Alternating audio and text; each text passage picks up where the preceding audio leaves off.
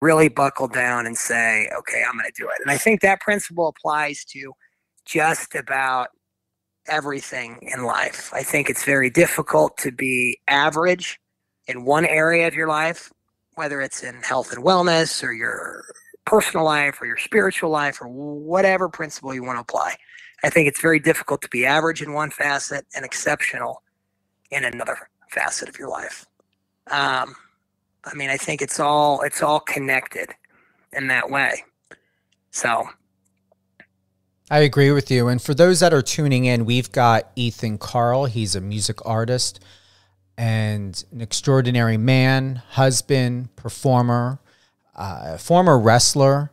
So whether you're listening to Live on Air with Stephen Cuoco on Power 98.5 satellite radio, Biz Talk Radio, Amazon Music, Spotify, or iHeart, we are always here giving and sharing great conversations with people, and just having had, shared my thoughts about 9/11 and where we are at, and to digress slightly back, and I'm glad you brought this up, Ethan, and thank you for the conversation, as I've never had a conversation and really spoke to anyone out of my close circle, and in a very long time. What is very interesting is I've been on Twitter today, Facebook, Instagram, and TikTok. I can tell you, I did not see one thing about 9/11. Nothing. Normally, we were seeing every year, even in news networks were doing some sort of memorial. Everyone was doing something. Not even on the news.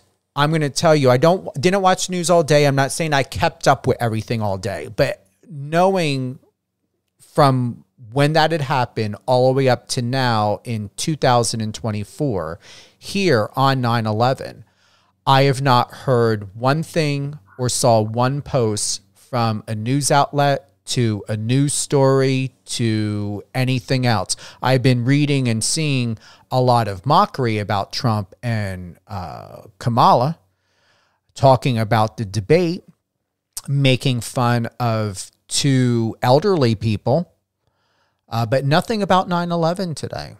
I've been seeing a lot of, no matter how much when I put those filters on, no matter what I do, I'm constantly seeing on social media guys with semi-erected penises, just like I was on Instagram today and it came up on my For You page. No, I'm sorry, correct. TikTok today. And here is a guy who happens to have an OnlyFans account. Had to look into it because I didn't understand what was this person doing in New York, carrying a Yorkie, walking across the street in New York with a semi-hard, if not hard, penis popping out through a pair of pants. And most definitely there was probably children around. And then I just looked a little bit more. I'm like, oh, okay, so this guy, Levy's got OnlyFans and things. I mean, that's where we're at. That to me, if anyone were to have a comment about anything I had said earlier in my response to you about 9/11 and where we are at in the climate of the world, what I find most deplorable and disgusting is you are a person of credibility. You are a person of faith. You are a man of family and substance. You and I have had conversations before this. And your Instagram and everything looks phenomenal. Your content is polished. You have 6,233 followers. You're following 621 people. Everything from what I see here and having the opportunity of knowing you, Ethan, makes sense. I'm going to say before anyone gets disgusted with something maybe you've said or something disgusted by something I've said, what's really deplorable is we live in a day and age to where someone of substance like us, and I'm going to speak to someone of substance, especially when we look at you and what you're doing in the world, a lot of us, but I want to focus on you, that I would think you should be in the hundreds of thousands, even million followers and much more higher engagement, even all the way down to which is organic and raw of what you got. Let's see here. When you did the anthem, and I definitely want to play that, you got 44.5 thousand views and you received 4,328 likes and there's 36 comments on there. That's phenomenal. In my opinion, I think that's phenomenal. I know that's phenomenal. Could have been so much more. But I find that people care about straight men acting gay friendly online. This guy Levy walking in broad daylight in New York City with a dog with his penis erected gets more attention than someone doing something fabulous like you. And I really believe, and I never thought in a million years that straight men can go around acting gay, gay friendly, doing the shit that they do. When I come from a generation when being gay or acting gay, you were murdered. Your dick was literally cut off. There were times in those days to where men were given estrogen or whatever to be castrated to remove mess with their testosterone levels. Now, all a guy has to do is get an OnlyFans account, walk around with erected penis wherever in the world, whether kids are present, wives, husbands, families, pastors, whoever the heck that's going on, teachers, people who are not into this stuff. And that gets millions. People are, I know someone who I heard bought a Corvette because of his dick and OnlyFans. So not to go too off in a tangent, but before anybody bitches about someone being a Trump supporter or someone being a Kamala supporter, look at the fact that we live in a world where straight people get to be whatever they want. Straight men get to be gay with no repercussions or violence put against them whatsoever, the way someone that is gay would be. And then we've got someone like you and even myself, we bust our ass, create high quality content, and we're out here creating feel good, family friendly feeling of goodness, and that's dismissed. Well, we covered a lot in that part of the conversation, and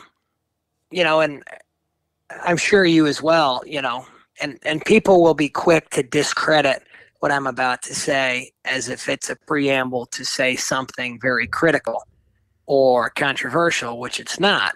But some of my best friends in the world are gay, and they would never, behave in a way that you just described, that whoever that guy was that was walking around New York City, so that wasn't a anti-X statement. That wasn't an anti-LGBTQ plus statement. That was a, dude, what is wrong with you and what are you doing? You don't know, there's inevitably, if it's New York, whether it's children or other adults that are, not down with the way that you're behaving, and it also made me think that probably the most extraordinary thing in the world today, is an ordinary man or an ordinary woman living an ordinary life, prioritizing family and their pets and their hobbies and their careers. I don't know. It seems like we're in a little bit of a one-up culture where everybody's trying to out crazy the next. I just had to laugh at that. Go ahead. No, it's okay. It's just, I don't know what is Oh, so wrong with working hard, reaping what you sow, and taking the honest path to success. I mean, there's no fast track to anywhere that's worth going. Anything worth doing is very hard to accomplish, and if that means that I don't get as far in my career because I'm not willing to do something ludicrous, then at least I can fall asleep at night, knowing that I'm putting in good, honest work, and that's not a crutch or a consolation prize. To me, that is the prize. I mean, if I can't look myself in the mirror, then I've got nothing. If I can't be faithful to my wife and work hard for my family and, you know, again, apply the golden rule, then, you know, I got nothing. So I don't care about having um, millions and millions of followers if it comes at the cost of jeopardizing what I believe in. And there's a lot of people that'll say that. A lot of people that'll say that, you know, that won't walk the walk. But yeah, I mean, it's frustrating. It's a difficult time to be alive. You know, I mean, maybe every generation says this, but I look back at when my parents grew up or when my grandparents grew up, and things just seemed pleasantly simpler. You know, not not negatively simpler. it's quite interesting. And I read something, and I want to thank you for that, Ethan. You had wrote back on August 28th. A lot of folks have tried to advise me against wearing my wedding band at shows, I'm acknowledging that I'm married and posting pictures of my wife. They say I'm more marketable if it's assumed that I'm single. Unfortunately, I think they're missing the point. What's success with nobody to share it with? And honestly, that is still being told to music artists. More What, men they should than, act single and yeah, act a fool? yeah. I mean, it goes, honestly, it really goes into this whole thing of why, I'm not here to judge those that do OnlyFans or anything else. And even though it is a pet peeve of mine that, a straight guy gets to act a certain way. And like you said, you have, very close friends that happen to be of the LGBT community.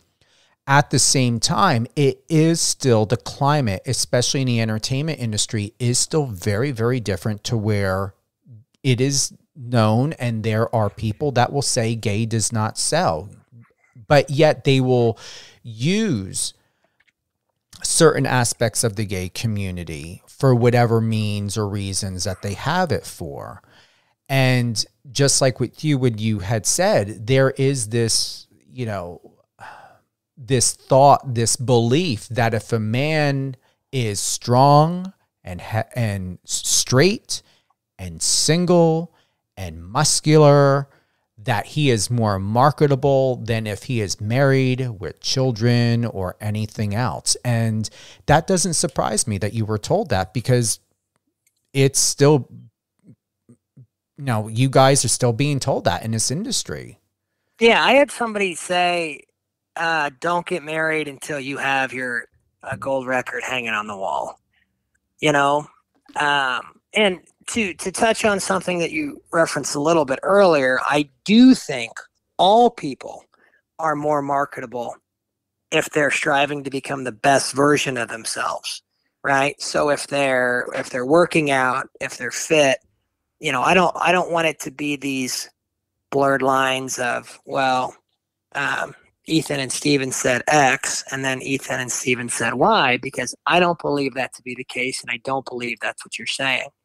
But when people try to tell me, you know, don't marry your best friend who bends over backwards to support you in any way she possibly can, whose family has welcomed you with open arms, because you'll make more money, or sell more tickets or get more followers on Instagram or subscribers on YouTube because you're single.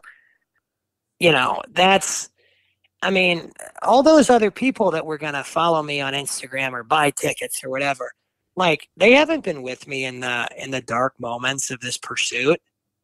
They haven't seen me when I'm, broken, or I'm stuck in the rut of comparing myself, against somebody that's where I want to be, or, I thought that a song that I pitched was going to get picked up by a major label, and or whatever micro failure, that was a necessary part of the learning process. These people that are telling me, and it hasn't just been one person, but the people that are telling me, don't get married, don't wear your band, don't use the guitar strap that Stephanie etched her wedding vows into. Don't wear that on stage. They're, really, I feel for them, because I hope they find what they're looking for. And it's very clear to me they haven't found it, So I'm not going to shy away from having found what I was looking for and jeopardizing what I believe in to make things a little better for the internet. You wrote on August 15th, Stephanie and I took our wedding rings at the pool. We took our wedding rings off at the pool and set them on a nearby table. Somehow they got intertwined, and we learned that our rings fit perfectly and symmetrically together. If this isn't a metaphor for love, then I don't know what is. Haters have said, and I will continue to say, that we're in a honeymoon phase. I don't believe in such a thing. Good things come to those who wait. We paid our dues, didn't settle, and found love in a hopeless place, or something like that. Yeah, I actually thought Adele sang that song, and my buddies were quick to give me a hard time that Rihanna sang that song, that love in a hopeless place. But no, yeah, I don't know. Why wouldn't I? Let's take that post as an example. Like, why wouldn't I post that? That was a pretty cool thing. Statistically, what are the odds that our wedding rings would fit like perfectly together? I'd wager they're pretty low. I'm no mathematician, but I don't know. It's so funny because people want to say, well, it's really important to be yourself. That's what's going to sell. But then the same people are saying, well, don't be yourself that way. Be yourself this way. And so it's like, oh, okay, so you want me to like just be somebody else, right? Then I'm going to chase a trend that's like going to change. And then by the time I get where I'm going, or where I get where I want to be, like the market has moved on to, this next shiny object. Whereas if I would have stayed true to myself and, what I believe in, then progressively with time, I build a loyal fan base that's interested in what I'm doing. Authenticity sells. I really believe that. I think if you're looking big picture, long term, authenticity sells. I think trying to be somebody you're not, most people can weed through that after a certain period of time. Here's something that's powerful, and I'm extremely grateful to have come across this from what you had shared. And it coincides absolutely perfectly with what we were talking about 9/11, and then to add, the questions that you had for me and what I had shared, and I don't feel guilty of what I shared. I want to thank you, and I want to thank your grandfather for this message. You wrote on August 2nd, "He was the ultimate badass. I never got to know him, but I wish I did. Alzheimer's took his brain and later his body. He spent the last decade or so of his life rotting in a nursing home while the world moved on around him." I'm still angry at that. That is something that people do every single day, whether there's war, a crime, 9/11, Christmas, Thanksgiving, a world life tragedy. It's these words, while the world moved on around him. That moved me inside when I read that, Ethan. Well, I thank you for that. I mean, my grandfather, anytime he's brought up, it certainly strikes a chord with me. He lived by his own rules, and it found him great success in his life, and sometimes it had consequences, but it's there's a million ways that this could be relatable to what we've talked about today, but I wish I would have spent more time just taking my guitar in and playing and singing for him. I mean, really, he could have been the perfect audience for new material, right? He wasn't gonna judge me, or he just would have been happy to have somebody there that he probably recognized. But yeah, I mean, the tides continue to turn, and I think most of our world gets lost or consumed with things that don't matter in the big picture. And I've really been prioritizing more in my day-to-day,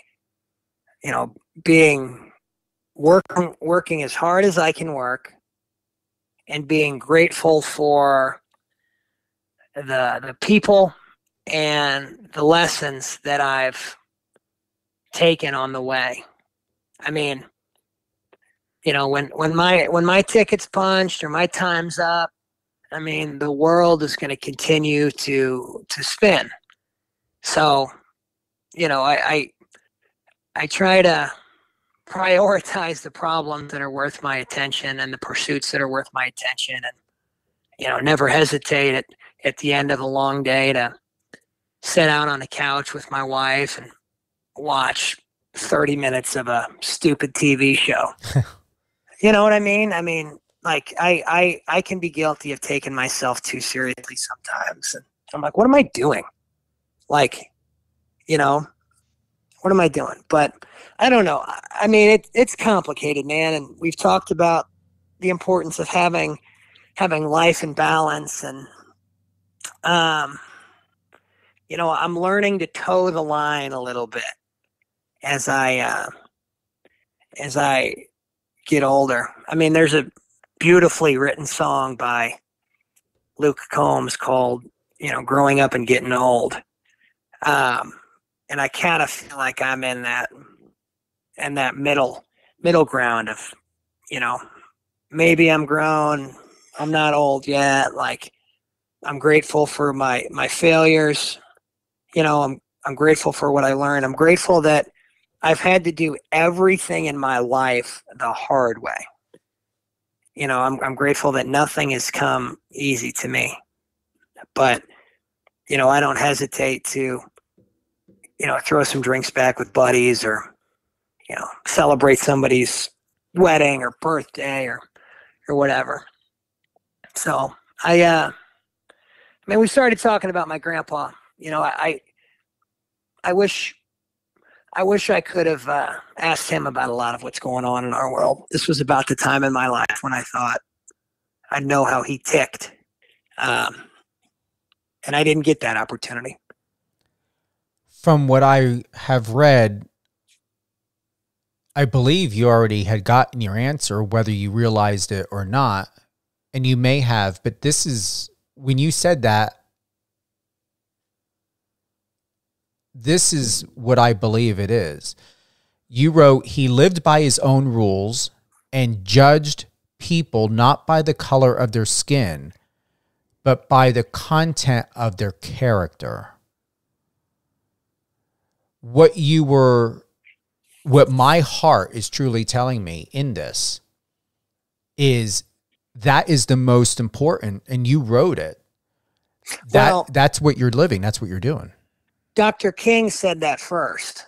And people are pretty quick to race bait you, one way or another, both sides, all sides of the fence. But, I think Dr. King hit the nail on the head.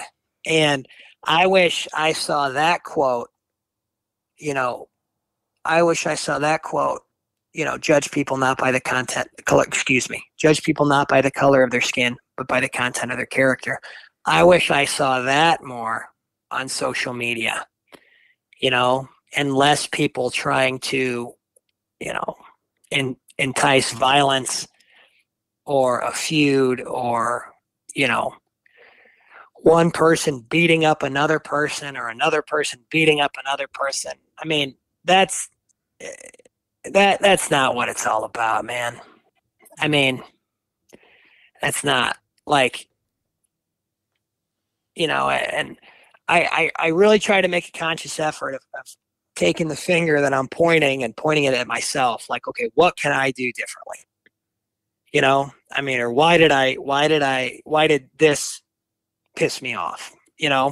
Or,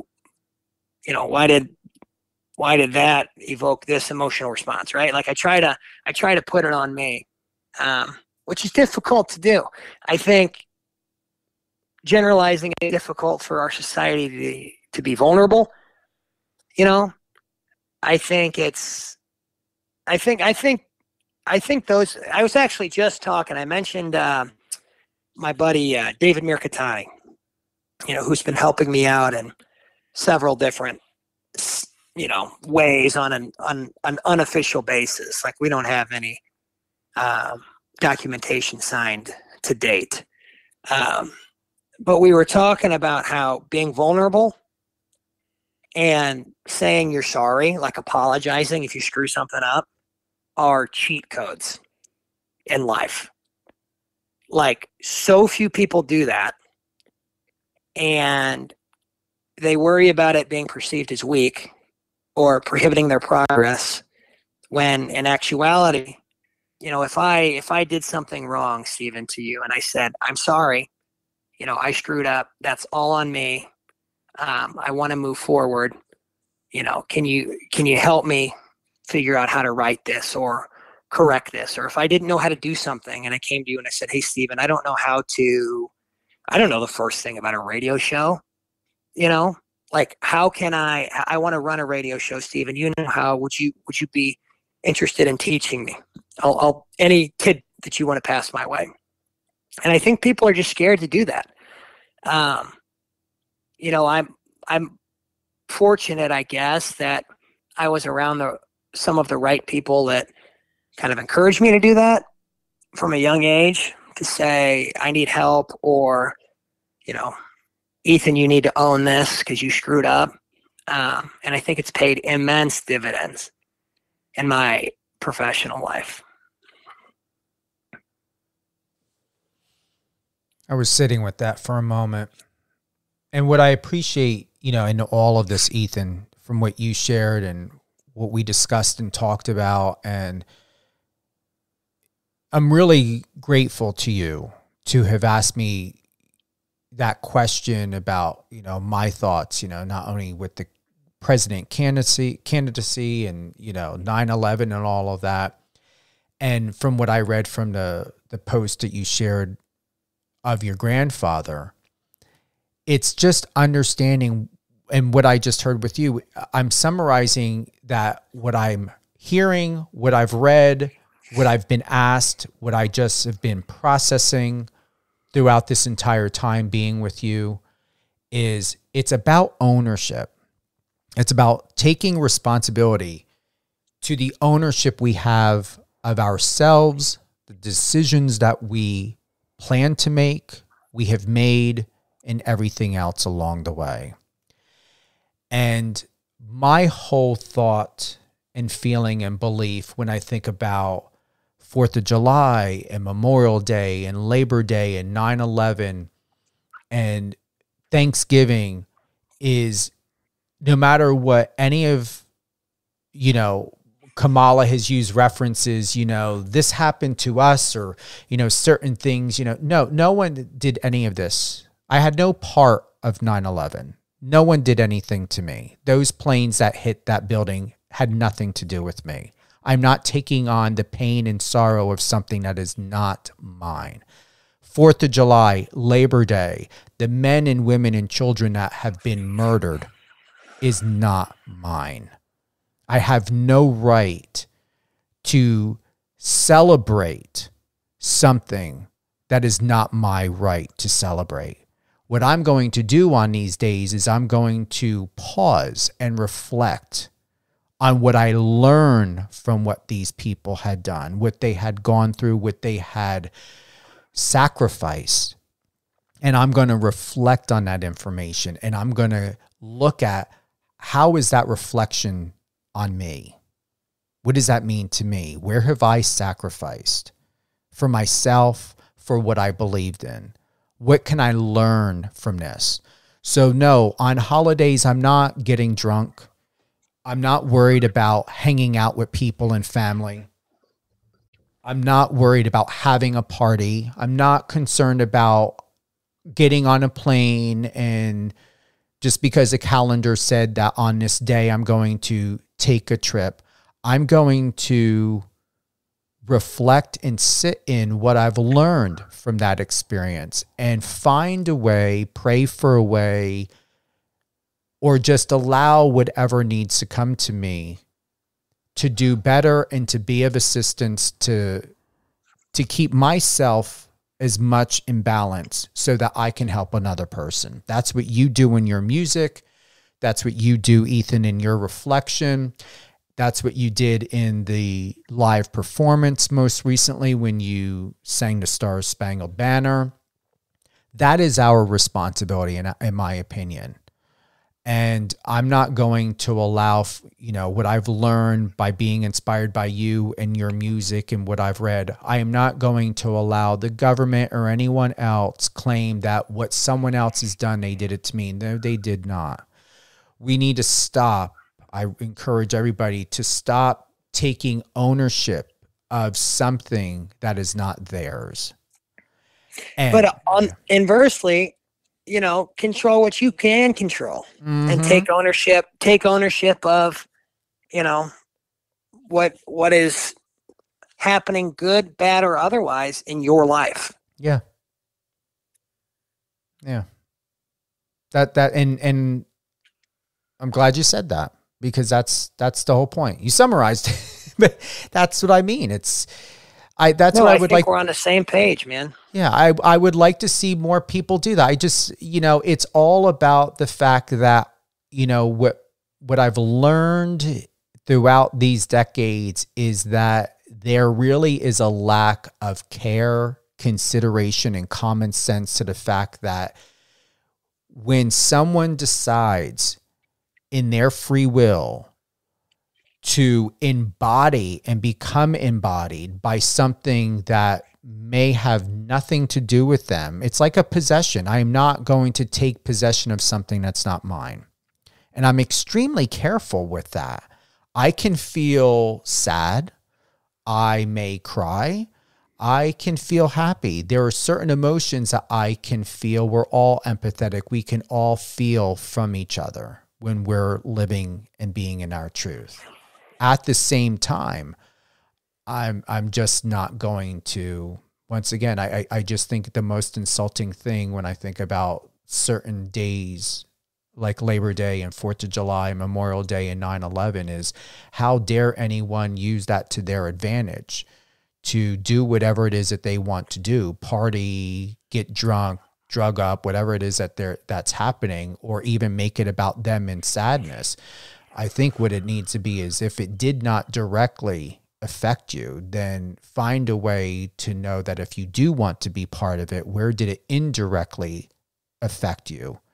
And who can you reach out to, or what words can you share of encouragement? But other than that, I don't know, I feel like something got opened up in me that I haven't talked about and really expressed, because I don't know about you, Ethan, but I don't expect anyone to agree with everything that I have to say.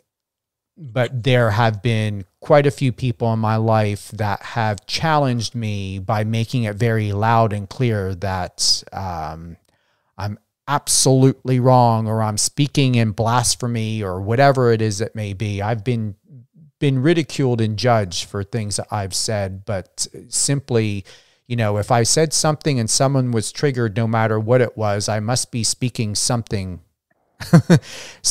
because it's getting a reaction somehow. And just, you know, I'm trying to be as loving as possible. And if it ends up causing someone to not feel loving from what I said, well, that's not my problem or yours. No, and I'm not going to spend a minute of the 24 hours I have in a given day to, you know, be consumed with somebody spewing nonsense, you know, to tear me down or whatever. I mean, just keep it moving, you know, on to the next task. You've got a song, I Could Use a Win, that came out a year ago. You highlighted that on your Instagram. What's up next? You've got concerts coming up. I believe you got a long list of an itinerary coming up, right? Yeah. Most exciting is I've got there's a buddy of mine that was a former WWE superstar. His WWE name was Damon Kemp. His given name is Bobby Steveson. We've been collaborating on a project that's going to be coming out this fall, and I'm excited to get that out and released. So Bobby and I have talked for years about doing a song together, and the right time presented itself, and we jumped on it. So that should be coming out in October, at the latest November. But I'm really excited to share that with everybody. I think it's going to be a hit. You actually have something tomorrow. You have a concert tomorrow? Yeah, tomorrow I'm playing in Shiloh, Illinois. So it's, man, I don't even know how far away that is from where I am right now. But that'll be fun too. So if I was going to highlight like something of great significance, you know, release days are always special. Like dropping a song is always special. So dropping that next one with one of my best buddies is, you know, going to be a highlight for sure. You're booked. You're going all the way until October 31st. Yeah. Wow. And beyond, like if you're looking at my website and you hit more dates, like it'll wow, all the way to well. December. But yeah. I mean, I've mentioned a few times that the takeaways that I've learned from wrestling, you know, and I'm in a unique place in my life where I don't have kids, so I'm not trying to criticize other artists that do. But, you know, one thing I learned is that I have a definition of hard work, and other people have a definition of hard work. And our definitions are miles apart. So I'm in it to win it. I mean, you mentioned my 6,000 or so Instagram followers. I mean, I'm just starting to see some high engagement and traction on there. I think just a couple months ago, I was about 3,000. So I'm pleasantly surprised. Not surprised isn't the right word. I'm pleased with, you know, jumping up considerably in a short amount of time. And it gets me optimistic about what's to come, and grateful that the hard work that I've been putting in is paying off. And I couldn't do anything. I couldn't do any of this without my support system. So I'm grateful to them as well. Any closing thoughts? Well, I'd be remiss if I didn't, acknowledge my wife, Stephanie, again, and say, I love you and thank you so much for, I don't know if she'll ever hear this or not, but it doesn't matter. I also, I'm grateful for my faith and my relationship with God and Jesus Christ. And, I know there's people that are going to roll their eyes at that, me saying that. And, that's too bad. I hope they find what they're looking for, and I know a good place where they could start to find it. And lastly, I just say thank you, Stephen, for your time and having me on and letting me share some of my story, and more importantly, sharing vulnerable parts of your story. I hope that this is used for good for many people. I appreciate that, and thank you. And I feel that we came from a good place of love, and I know that I'm going to speak for myself. I know that I did, and I want to thank you for that, and thank you for the questions and the interest of wanting to get to know more about me deeply, and for me to be able to share. Like, I'm very comfortable with you.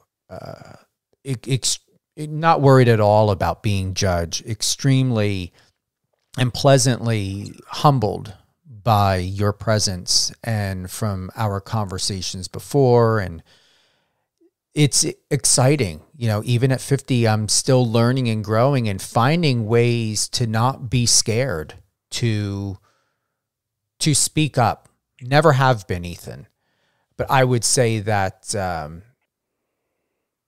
growing up in my generation, even in this generation, I think your generation is a lot more scary. I mean, before the cell phone, I mean, you could go out and have fun. You didn't have to worry about people videotaping and photographing and taking camera shots in the bathroom or in a club. And you can go out and eat dinner in private and stuff like that. And so many people think that they're some sort of reporter or, CIA agent, and there's just no privacy. So wherever you're able to find privacy, wherever you and your wife are able to have privacy, and more importantly, with all of these dates, you being booked all the way to December 27th, congratulations on that. I mean, what an incredible lineup I have in front of me to see this. You truly are blessed and gifted.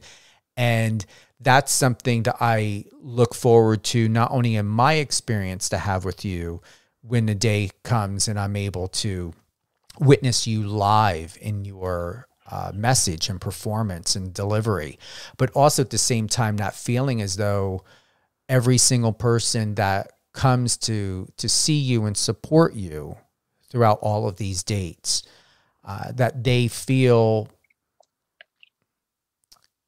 that they feel absolutely loved, which I know they will be. And then also at the same time to be able to have what all of us are having right now, the opportunity to enjoy getting to know every part of who Ethan Carl is. And I truly believe you don't ever have to worry about what to say. Once again, for having had lived on this earth as long as I have, it is time for people to stop worrying about being themselves and getting canceled and everything else. And like I said, it's intimidating because you guys have, You guys got this phone that's used as a weapon against each other. But you continue to do what you're doing and living by what you believe in. I believe that there may come a day and people are going to start putting down their phones and start, you know, like with you, enjoying what you have to offer and the message that you are planning to share. Well, thank you, Stephen. This has been great, man. I'll look forward to doing it again soon. Oh, absolutely. You, unless you in a rush, do you have to go? No, I'm not in a rush. All right. Well, hold the line. We're going to close out with your live with this anthem, and then we'll have a quick private chat and then be on with our day. How's that sound? Let's run with it. All right, here we go. Ethan Carl, everyone. And this is for today, 9/11. Still there, oh say, does that star-spangled banner yet wave o'er the land of the free and the home of the